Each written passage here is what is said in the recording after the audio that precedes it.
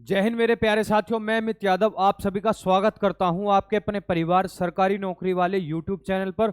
उम्मीद करता हूं साथियों आप सबकी तैयारी बहुत ही ज़्यादा बेहतरीन चल रही होगी।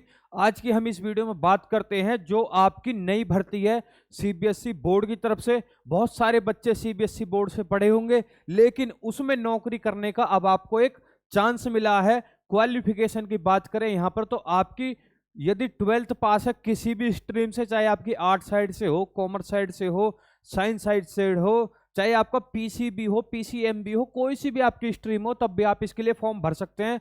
बात करें ग्रेजुएशन बेस वैकेंसी की तो पोस्ट का नाम है सुपरिटेंडेंट, और 12th पास जो वैकेंसी है वो है आपकी जूनियर असिस्टेंट।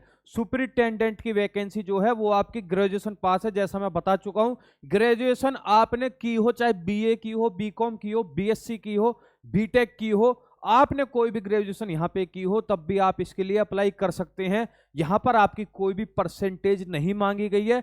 ये मैं उन बच्चों के डाउट क्लियर कर रहा हूं जो बच्चे कमेंट में पूछते हैं।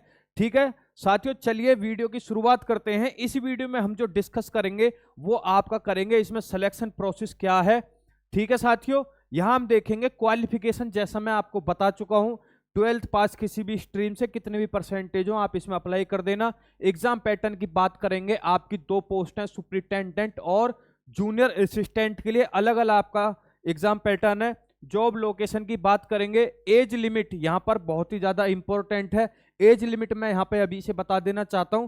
विदाउट रिजर्वेशन यानी जनरल ईडब्ल्यूएस कैटेगरी वाले बच्चों के लिए, जूनियर असिस्टेंट के लिए 18 से लेकर 27 साल एज है, और सुपरिटेंडेंट के लिए 18 से लेकर 30 है। ओबीसी वाले उसमें 3 साल का एज रिलैक्सेशन जोड़ लेना, और एससी एसटी वाले बच्चे उसमें 18 से लेकर के अपनी एज 35 मान लेना सुपरिटेंडेंट के लिए। और जूनियर असिस्टेंट के लिए, एससी एसटी वाले बच्चों के लिए 18 से लेकर यहाँ पर 32 साल है। जॉब प्रोफाइल की बात करेंगे कि आपकी कैसी जॉब प्रोफाइल है। इसके बाद आप यदि पीसीएस की या फिर यूपीएससी की तैयारी करना चाहते हैं तो क्या ये पॉसिबल। सैलरी की बात करेंगे और डिटेल में हम आपका चैप्टर वाइज यहाँ पर सिलेबस भी देखने वाले हैं, सब्जेक्ट भी देखने वाले हैं कि आपके यहाँ पर कौन कौन से सब्जेक्ट आते हैं। तो चलिए शुरू करते हैं। सबसे पहले मैं आपको बता देना चाहता हूँ, बहुत सारे बच्चे कमेंट करते हैं, लेकिन वो बात मैं ऑलरेडी वीडियो में आपको बता चुका होता हूं, तो वीडियो का पूरा देखना, तब यदि आपका कोई डाउट है तो आप कमेंट कर देना। ठीक है साथियों, मैं पर्सनली बच्चों का वहां पे रिप्लाई कर देता हूं। अब मैं आपको एक जानकारी यहां पर और देना चाहता हूं। जो भी बच्चे इस वीडियो की पीडीएफ या फिर इसका ऑफिशियल नोटिफिकेशन की पीडीएफ चाहते हैं तो वो हमारे टेलीग्राम ग्रुप पर यहाँ पर जुड़ सकते हैं, जिसका लिंक आपको यहाँ पर डिस्क्रिप्शन में मिल जाएगा। यदि आप इस वैकेंसी के लिए अप्लाई करना चाहते हैं तो उसका भी इस वीडियो का डिस्क्रिप्शन में अप्लाई लिंक मैं डाल दूंगा डायरेक्ट, जिससे आप जाके यहाँ पे फॉर्म अप्लाई कर सकें। चलिए साथियों, अब आगे बढ़ते हैं। आपकी यहां से आपकी मेन वीडियो शुरू होती है, जहां से आपकी जानकारी है। मैं आपको बता देना चाहता हूं, ये जो सुपरिटेंडेंट के लेवल 6 की जॉब है, ग्रुप बी में ये आती है, और ये है आपकी जूनियर असिस्टेंट की लेवल 2 की, और ये आपकी आती है ग्रुप सी में। ये आपके पोस्ट कोड है। भाई ये पोस्ट कोड क्या होता है भैया? पोस्ट कोड ये होता है, जब आप फॉर्म भर रहे होगे तो दो पोस्ट कोड होंगे, 10/24 और 11/24। आप किसके लिए यहाँ पे फॉर्म भरना चाहते हैं? मान लीजिए भाई मैं यहाँ पे 12th पास हूं, तो मेरे लिए पोस्ट कोड क्या रहेगा? 11/24। ये आपको क्लियर हो गया होगा। अब यहाँ पे हम बात करते हैं एज लिमिट की। यहाँ पर एज लिमिट कितनी है? मैक्सिमम 27 साल। यहाँ पर आपकी कितनी है? 27। यहाँ पर आपकी 30 साल है, यहाँ पे आपकी 27 साल है, 18 से लेकर के। अब भैया ये अब मेरी डेट ऑफ बर्थ तो 18 होने में इतने दिन है, या फिर मैं अब तक 18 का हो जाऊंगा, या फिर मेरी 27 साल से ज्यादा एज हो गई है, क्या मैं इसके अप्लाई कर सकता हूं या नहीं? तो सारे डाउट मैं आपके यहाँ पे क्लियर करूंगा। टोटल जो वैकेंसी है आपकी सुपरिटेंडेंट की, ये है आपकी 142 वैकेंसी, और जूनियर असिस्टेंट की यहाँ पर है आपकी 70 वैकेंसी। तो टोटल कितनी वैकेंसी हो गई? ये हो गई आपकी टोटल 212 वैकेंसी। यहां तक बच्चों डाउट क्लियर है आपके? ठीक है, इस वैकेंसी को लेकर के अब हम बात कर लेते हैं कि आपके इसका रजिस्ट्रेशन कब से चालू हो जाएंगे, कब से आप इसका ऑफलाइन ऑनलाइन फॉर्म भर सकते हैं। ये आपका 2 जनवरी को फॉर्म चालू हो चुका है। आज ये वीडियो 3 जनवरी को बननी है, यानी कल से आप इसका फॉर्म अप्लाई कर सकते थे, और लास्ट डेट आपकी है 31 जनवरी 2025।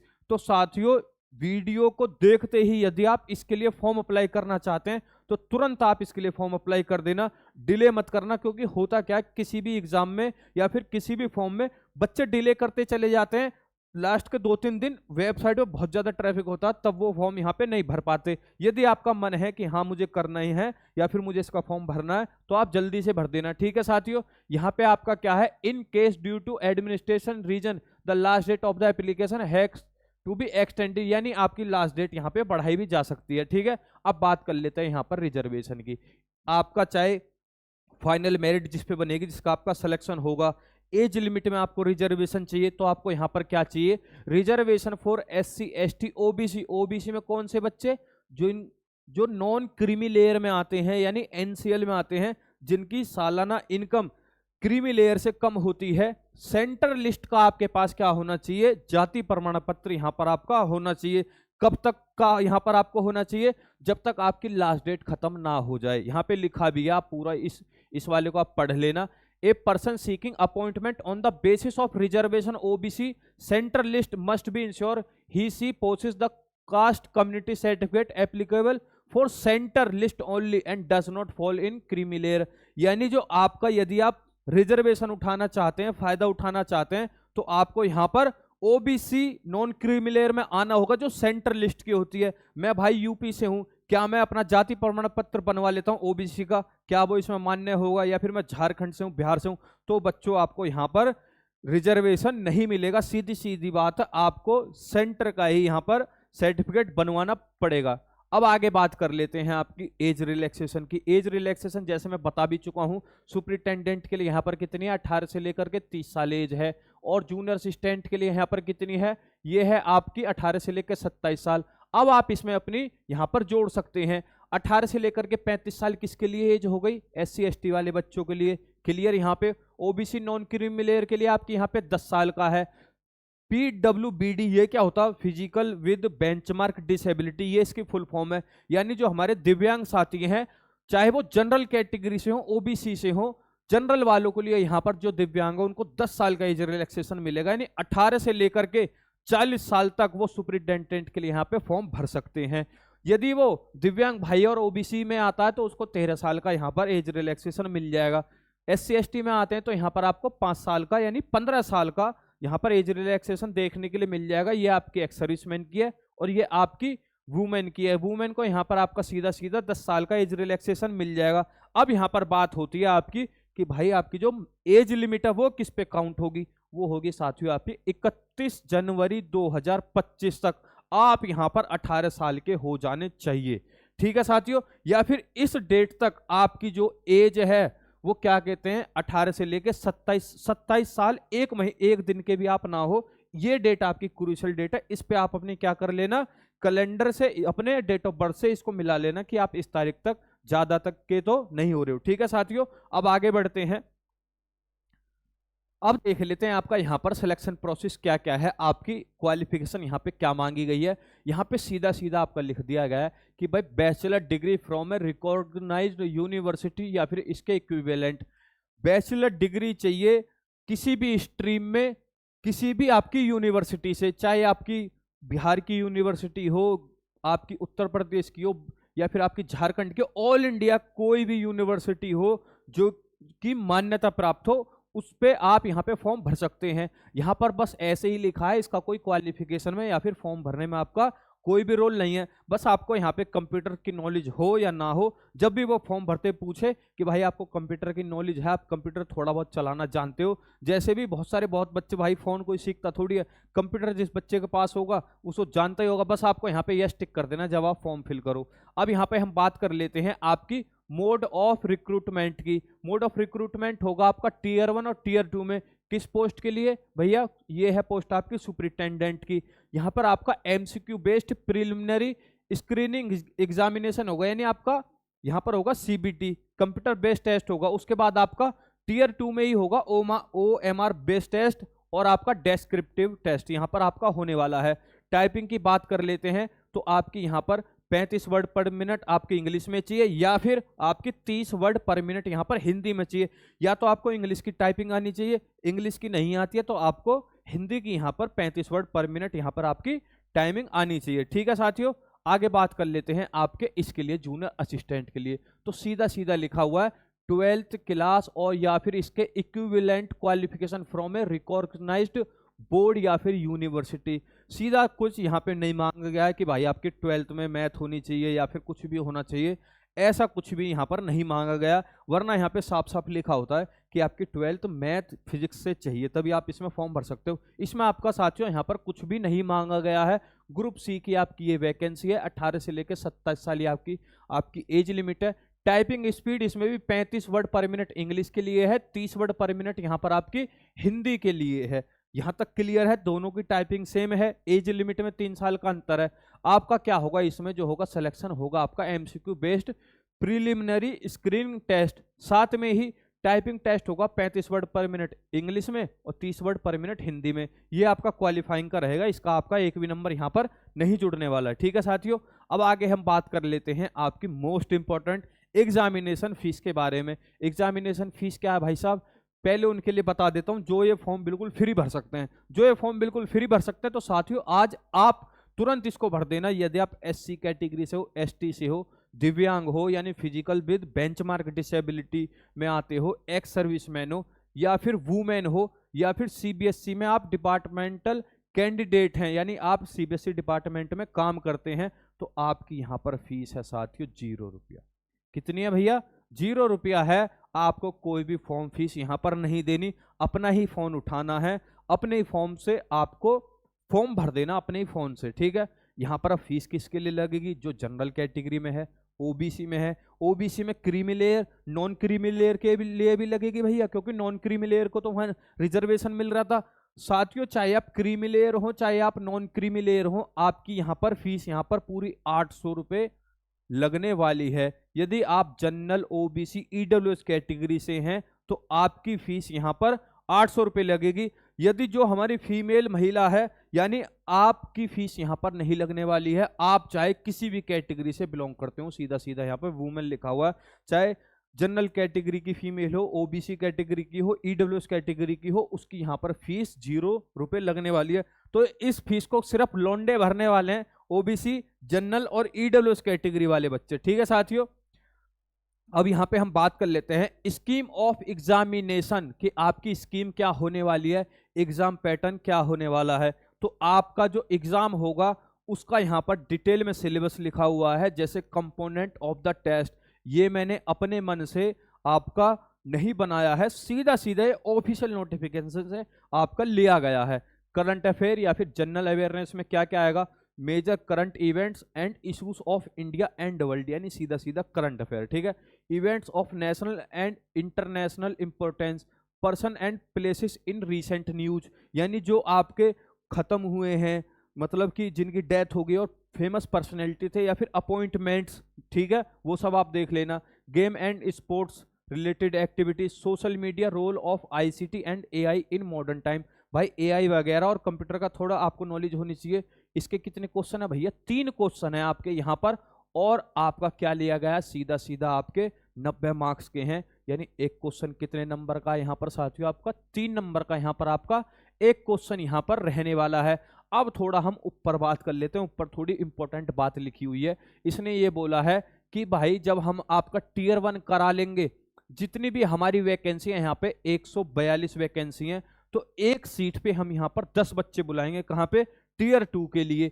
ठीक है साथियों, टीयर 2 के लिए जब आपका क्वालिफिकेशन हो जाएगा तो हम एक सीट पे 5 बच्चे बुलाएंगे आपके टाइपिंग टेस्ट के लिए। उसके बाद आपका टाइपिंग टेस्ट क्वालिफाई हो जाएगा, यानी आपने जैसे प्री दिया तो कितने बच्चे क्वालिफाई करेंगे यहाँ पे, सीधा सीधा 1442 करेंगे, यानी 1420। एक सीट पे 10 बच्चे यहाँ पे क्वालिफाई करेंगे, तो 10 गुना बच्चे टीयर 1 में क्वालिफाई कराएंगे। ठीक है साथियों, टीयर 2 में ये कितने कराएंगे, यानी ये कराएंगे 700 कुछ बच्चे आपके टीयर 2 में क्वालिफाई कराएंगे, यानी 710 बच्चे टीयर 2 में क्वालिफाई करवा लेंगे। टीयर 3 में क्या करेंगे, टीयर 3 में टाइपिंग वगैरह चला देंगे।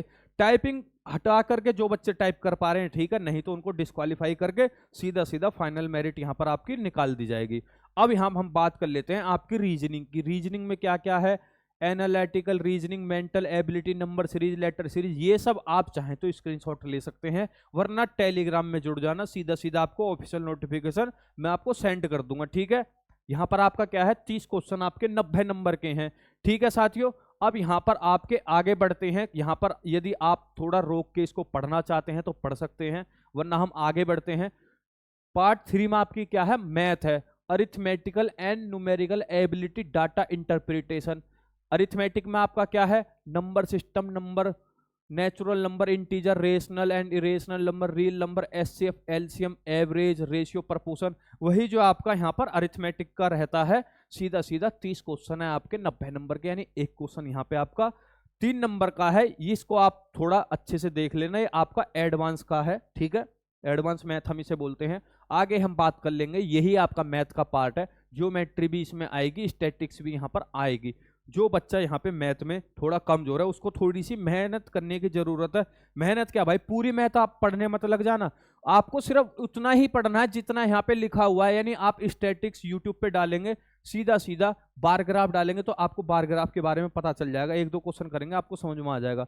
फ्रीक्वेंसी डिस्ट्रीब्यूशन करेंगे, सारी चीजें आपकी यूट्यूब पे फ्री पड़ी हुई हैं, आप बस स्टैटिक्स डालना, साथ में आगे इनको डाल देना, आपकी सारी चीजें क्लियर हो जाएंगी। यहाँ हम बात कर लेते हैं जनरल हिंदी भी आपकी आने वाली है, इंग्लिश भी आने वाली है, तो कुछ छूटा भैया, कुछ भी नहीं छूटा है। मैथ भी आ रही है, रीजनिंग भी आ रही है, जी के जीएस भी आ रही है, करंट अफेयर भी आ रही है, हिंदी भी आ रही है, इंग्लिश भी आ रही है, कंप्यूटर तक आपकी यहाँ पर आ रही है। तो मेहनत करने की आपको यहाँ पर जरूरत है, क्योंकि सैलरी इसमें काफी अच्छी आपकी रहती है। साथ ही मैं उन बच्चों को बता देना चाहता हूँ जो इस बात से हमेशा परेशान रहते हैं कि भैया फॉर्म तो भरवा लिया, चीटिंग होगी या फिर पेपर डिले होगा। तो साथियों, एक तरफ आप इसका फॉर्म भरिए, मेहनत करिए, ना तो आपकी कोई चीटिंग होने वाली है ना कोई धांधलेबाजी है, मेहनती ही बच्चे इसमें सीधा क्वालिफाई करेंगे। हिंदी में ये आपका सिलेबस है, ये आप पूरा अच्छे से देख लेना। ये आपका इंग्लिश का सिलेबस है, ठीक है। इसमें क्या है, 15 नंबर की आपकी हिंदी आएगी, 15 क्वेश्चन आपके क्या आएंगे, इंग्लिश के आएंगे। यानी इसमें भी 30 क्वेश्चन है, 90 नंबर के हैं, एक क्वेश्चन आपका 3 नंबर का है। कंप्यूटर के भी ये आपका पूरा सिलेबस दे रखा है भाई, पूरा डिटेल में। 30 क्वेश्चन है, 90 नंबर के। टोटल कितने आपके सब्जेक्ट हो गए यहाँ पे, 5 सब्जेक्ट आपके हो गए हैं। एक सब्जेक्ट में 30 क्वेश्चन आ रहे हैं, तो 5 में आपके 150 आ गए। एक क्वेश्चन आपका 3 नंबर का है, तो आपके 150 क्वेश्चन यहाँ पर सीधा सीधा 450 नंबर के हो गए। यहाँ तक कोई दिक्कत आपकी दिक्कत नहीं है, तो अब बस हम आगे बढ़ते हैं। टीयर 2 क्या है आपका, टीयर 2 आपका मेन पेपर है। ये क्या है, आपके ऑब्जेक्टिव टाइप है, ये आपका डेस्क्रिप्टिव टाइप है। सिलेबस आपका सेम है। करंट अफेयर में आपका क्या पूछा जाएगा भाई, ऑब्जेक्टिव पूछे जाएंगे, 10 क्वेश्चन आपके 30 मार्क्स के, यानी एक क्वेश्चन 10 नंबर का। और यहाँ पर क्या है आपका डेस्क्रिप्टिव, यानी जैसे हम 10th-12th में लिख के पेपर देते थे। इसमें क्या ऑब्जेक्टिव में क्या था, एक क्वेश्चन के 4 ऑप्शन होते हैं या फिर 5 होते हैं, उनमें से हमको सही आंसर चुनना होता है। लेकिन डेस्क्रिप्टिव में क्या होता है भाई, क्वेश्चन लिखा होगा, उसका आंसर हमें रिटर्न में आंसर यहाँ पे करना पड़ेगा। ये सुपरिटेंडेंट के लिए है, यदि आप जूनियर असिस्टेंट के लिए यहाँ पे पेपर देना चाहते हैं तो उसके लिए सिर्फ आपका एक ही पेपर होगा, ना कोई प्री है ना कोई मेंस है, एक पेपर है, सीधा टाइपिंग निकालिए। टाइपिंग आप 3-4 महीने में सीख जाएंगे, ठीक है। तो आप जूनियर असिस्टेंट के लिए भी दे सकते हैं यदि आपको ये सिलेबस थोड़ा हार्ड लग रहा है, ठीक है। ये आपका क्या है, इधर जो लिखे रहेंगे वो नंबर ऑफ क्वेश्चन ऑब्जेक्टिव के लिए, यहाँ आपके क्या रहेंगे डेस्क्रिप्टिव के लिए। दूसरा आएगा आपका ancient history and culture, 4 question रहेंगे ऑब्जेक्टिव 12 नंबर के। डेस्क्रिप्टिव में आपके 4 क्वेश्चन 20 नंबर के, यानी एक क्वेश्चन 5 नंबर का। इंडियन इकोनॉमी से ऑब्जेक्टिव रहेंगे 4 क्वेश्चन, नंबर रहेंगे आपके 12। डेस्क्रिप्टिव में 4 क्वेश्चन रहेंगे 20 नंबर के, यानी एक क्वेश्चन 5 नंबर का। आगे बढ़ जाते हैं, ज्योग्राफी में ऑब्जेक्टिव रहेंगे आपके 4 और आपके यहाँ पर नंबर रहेंगे 12। तो सीधा सीधा यहाँ पर दे रखा 4 क्वेश्चन 20 नंबर, ठीक है, डेस्क्रिप्टिव में। साइंस टेक्नोलॉजी में भी 4 क्वेश्चन है आपके 12 नंबर के। डेस्क्रिप्टिव में 4 क्वेश्चन है आपके 20 नंबर का, यानी एक क्वेश्चन 5 नंबर का। Concept, issues and dynamic of public administration and management syllabus. भाई अगर ये आपको 1 लाख प्लस सैलरी दे रहा है, एक कितना दे रहा है, 1 लाख प्लस सैलरी आपको सीधा सीधा दे रहा है कहीं पर आपका सीबीएसई बोर्ड में, जहां पे आपको पता रहेगा कि भाई पूरा जो सीबीएसई बोर्ड है उसमें आप सुपरिटेंडेंट हो, कितनी बढ़िया जॉब है, समझ रहे हो, कितने बंदे आपके नीचे काम करेंगे। तो आपको यहाँ पे उस छान के भी तो निकाला जाएगा कि भाई आप उसके लायक हो या नहीं हो, समझ रहे हो बात। आप सीधा किसी भी स्कूल में जाके सर्वे कर सकते हो, बढ़िया उसका बेहतरीन पूरा एकदम, आपको एकदम ऑफिसर वाली यहाँ पर जॉब है। तो उसके लिए साथियों आपको मेहनत तो करनी पड़ेगी, साथ में पेपर देना ही पड़ेगा। तो यहाँ पर आपका क्या है, 8 क्वेश्चन है आपके ऑब्जेक्टिव, 24 नंबर का है, 4 क्वेश्चन है 20 नंबर के। Constitution of India polity and governance, आपके 8 क्वेश्चन 24 नंबर के और ये 4 क्वेश्चन आपके 20 नंबर के, ठीक है।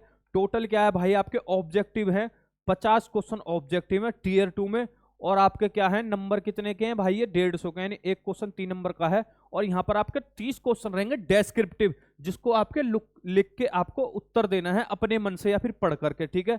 ये रहेंगे आपके कितने के, 150 नंबर के, ठीक है साथियों। अब आगे बढ़ जाते हैं, अब देख लेते हैं आपका जूनियर असिस्टेंट के लिए। जूनियर असिस्टेंट में यहाँ पे क्या दे रखा है, टियर 1 MCQ बेस होगा, followed by skill test which is qualifying in nature. Skill test क्या है यहाँ पर, which is qualifying in nature, यानी स्किल टेस्ट जो आपका टाइपिंग टेस्ट होगा उसका नंबर यहाँ पर आपका नहीं जुटने वाला है। On the basis of performance in tier 1 MCQ examination the candidate will be called for skill test, यानी स्किल टेस्ट टाइपिंग में आपके कितने बच्चे बुलाए जाएंगे, एक सीट पर 5 बच्चे बुलाए जाएंगे। यहाँ पर आपकी कितनी सीट थी, ये आपकी करीब करे, अभी हम देख लेते हैं कितनी सीट थी आपकी। ये आपकी टोटल सीट थी 70, तो एक सीट पे कितने बच्चे बुलाए जा रहे हैं, 5 बच्चे यहाँ पर आपके बुलाए जा रहे हैं, यानी 7 पंजे 35, 350 बच्चे जो हैं आपके यहाँ पर बुलाए जाएंगे। किसके लिए, टाइपिंग के लिए। कितने, यानी स्किल टेस्ट के लिए यहाँ पर टाइपिंग के लिए कितने बच्चे बुलाए जाएंगे, 350 बच्चे, यानी एक सीट पे आपके 5 बच्चे यहाँ पर बुलाए जाएंगे, ठीक है साथियों। और उसके बाद आपकी फाइनल मेरिट यहाँ पर लगाई देंगे। एक ही आपका यहाँ पर एग्जाम है, सीधा सीधा किसका है, general knowledge current affair general awareness about the environment, ठीक है भाई। इन्वायरमेंट के बारे में आप पढ़ लेना, जनरल अवेयरनेस जनरल नॉलेज वगैरह आप थोड़ा कर लेना, और आपका करंट अफेयर 30 क्वेश्चन रहेंगे आपके 90 नंबर के, ठीक है। रीजनिंग एंड मैथमेटिकल एबिलिटी, इसमें आपका पार्ट 2 में ही मैथ और रीजनिंग दे दिया, जैसे पार्ट 4 में उधर आपकी मैथ हिंदी और इंग्लिश एक साथ दे दी थी 15-15, यहाँ पर आपके क्या है मैथ रीजनिंग आएंगे 25 क्वेश्चन 75 नंबर के। General Hindi and English 25 question आएंगे 75 नंबर के। Basic knowledge of computer 10 question सीधा 30 नंबर के। Awareness about school education examination board and it's administration, इसके लिए आप थोड़ा अलग से पढ़ लेना या फिर गूगल से सर्च करके आप पढ़ सकते हो। 10 क्वेश्चन आएंगे 30 नंबर के। टोटल होंगे आपके यहाँ पर 100 क्वेश्चन 300 नंबर के, ठीक है। टाइम आपको यहाँ पर 2 घंटे का मिल जाएगा। वहां पर क्या है आपका सुपरिटेंडेंट में जो टाइम है 3 घंटे का टियर 1 के लिए, ठीक है साथियों। अब यहाँ पर आपके आगे हम बढ़ जाते हैं। पेपर आपका किस में होगा, ये होगा आपका हिंदी या फिर इंग्लिश में। आप चाहें तो इसे हिंदी में दे सकते हैं, आप चाहें तो इसे इंग्लिश में भी दे सकते हैं, ठीक है, कोई दिक्कत यहाँ तक। अब हम यहाँ पे आपका देख लेते हैं कि कंडक्टिंग जो आपका एग्जाम है उसकी एक्सपेक्टेड जो आपकी लेवल ऑफ नॉलेज है वो कितनी होनी चाहिए। जूनियर असिस्टेंट के लिए आपकी सेकेंडरी सीनियर सेकेंडरी की यहाँ पर आपको नॉलेज होनी चाहिए, यानी 12 तक की। टियर 1 में भी आपकी यहाँ पे सुपरिटेंडेंट के लिए सीनियर सेकेंडरी की होनी चाहिए 12 तक की। और टियर 2 के लिए आपकी तो सीधा सीधा आपने देख ही रखा है, सिलेबस ठीक ठाक है, तो आपको यहाँ पे ग्रेजुएशन लेवल तक की जानकारी आपसे एक्सपेक्ट करता है। अब हम यहाँ पे बात कर लेते हैं सिटीज ऑफ एग्जामिनेशन की। सैलरी जैसे मैंने आपको बताई दिया कि भाई 1 लाख प्लस आपको लगते ही सुपरिटेंडेंट में मिल जाएगी, और 45,000 रुपये आपको यहाँ पर जूनियर असिस्टेंट के लिए सैलरी मिल जाएगी, यानी जूनियर असिस्टेंट के लिए यहाँ पर आपकी 45,000 प्लस सैलरी रहेगी, ठीक है साथियों। अब यहाँ पर आपका क्या है, टियर 1 के लिए आपका ये आपका क्या है स्टेट है, आंध्र प्रदेश में आपकी क्या है विजयवाड़ा में होगी, असम में आपकी गुवाहाटी में होगी, ये सब आप बाकी देख सकते हैं। उत्तर प्रदेश में आपका कहाँ एग्जाम होगा, प्रयागराज में, ठीक है साथियों। उम्मीद करता हूं इसका आप स्क्रीनशॉट भी ले सकते हैं, वरना ज्यादा ही ये बड़ी वीडियो हो जाएगी। यहाँ पे हमने क्या क्या बात कर ली अब आपकी। अब यहाँ पे हम आपके डाउट लेते हैं कि आपकी क्या क्या यहाँ पे रह गया है, ठीक है। सिलेक्शन प्रोसेस की मैंने यहाँ पर बात बता दी आपको कि टाइपिंग होगी और आपका सीधा सीधा यहाँ पर पेपर होगा, ठीक है। क्वालिफिकेशन आपको क्लियर हो गई होगी, जूनियर असिस्टेंट के लिए 12th और ग्रेजुएशन सुपरिटेंडेंट पोस्ट के लिए। एग्जाम पैटर्न भी बता चुका हूँ।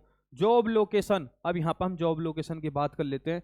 सीबीएसई बोर्ड का जो हेड क्वार्टर है आपका दिल्ली में, आपकी यहाँ पर पोस्टिंग यहाँ पर होगी। एज लिमिट की हम बात कर चुके हैं। जॉब प्रोफाइल की, जूनियर असिस्टेंट की जो जॉब प्रोफाइल है वो है आपकी डेस्क जॉब है, ठीक है साथियों। डाटा आपको इनपुट करना होगा, आपकी क्या है यहाँ पर क्लर्क की जॉब आप यहाँ पे कह सकते हैं। सैलरी मैं बता ही चुका हूँ, सुपरिटेंडेंट के लिए आपकी 1 लाख प्लस सैलरी है, और आपकी जूनियर असिस्टेंट के लिए 45-50 हज़ार रुपये यहाँ पे सैलरी रहेगी। सिलेबस भी यहाँ पर आपको जब मैंने एग्जाम पैटर्न दिखाया था तो पूरा दिखा दिया था कि आपका क्या सिलेबस है।